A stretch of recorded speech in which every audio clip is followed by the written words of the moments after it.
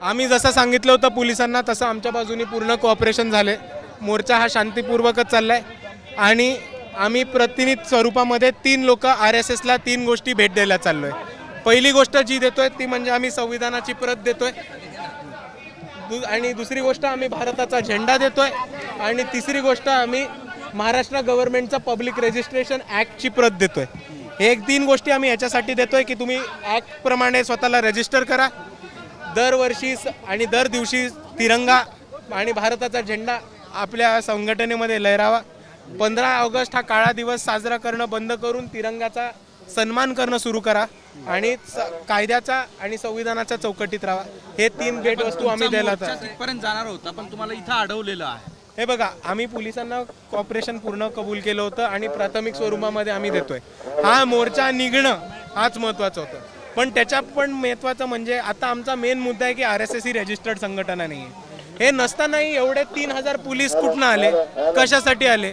RSS ही registered संघटना नाही आहे। आम्ही काही मुख्यमंत्र्यांच्या घरी किंवा प्रधानमंत्र्यांच्या घरी मोर्चा नेत नाही आहोत। आम्ही एका RSSच्या छोट्याशा कार्यालयावरती नेतोय।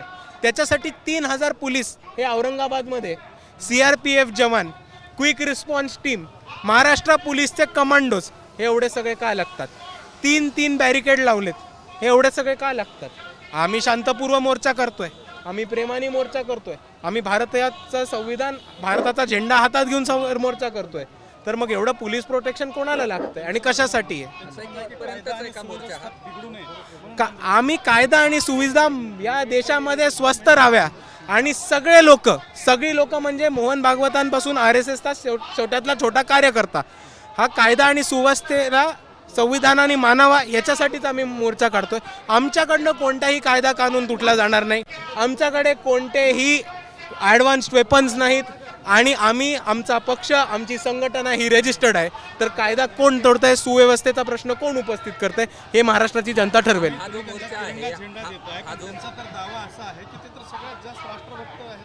पण हेच राष्ट्रभक्त लोक इतके दिवस 15 ऑगस्टला काळा दिवस साजरा करत होते, हे पण तेवढाच मोठा इतिहास आहे। हेच राष्ट्रभक्त लोक भारताच्या स्वातंत्र्याच्या चळवळीमध्ये कुठेही सामील नाही झाले। हीच राष्ट्रभक्त लोक ब्रिटिशांशी हस्तक्षेप होते आणि त्याच्याहून महत्त्वाचं हेच राष्ट्रभक्त लोक संविधान किंवा 15 ऑगस्ट मानत नाहीत। तर राष्ट्रभक्त कोण हा प्रश्न जनता विचारणारच आहे। असं आहे की हा मोर्चा आता संपला आहे का की पुढे जाणार आहे? तुम्हाला पोलिसांनी हे बघा, हा मोर्चा इकडे कंटिन्यू राहील। वंचित बहुजन आघाडीचे जितके पण ज्येष्ठ पदाधिकारी नेते आलेत ते लोकांना संबोधित करतील, आमची भूमिका मांडेल आणि तोपर्यंत आम्ही RSSला ह्या 3 गोष्टी गिफ्ट करून येऊ।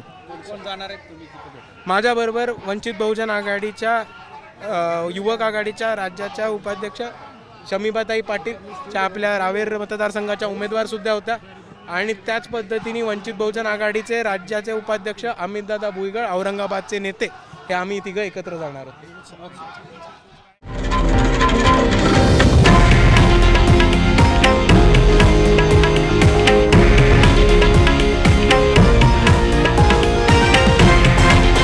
हे आहे देशातील नंबर 1 न्यूज नेटवर्क आणि आपण पाहत आहात TV9 मराठी, एकमेव।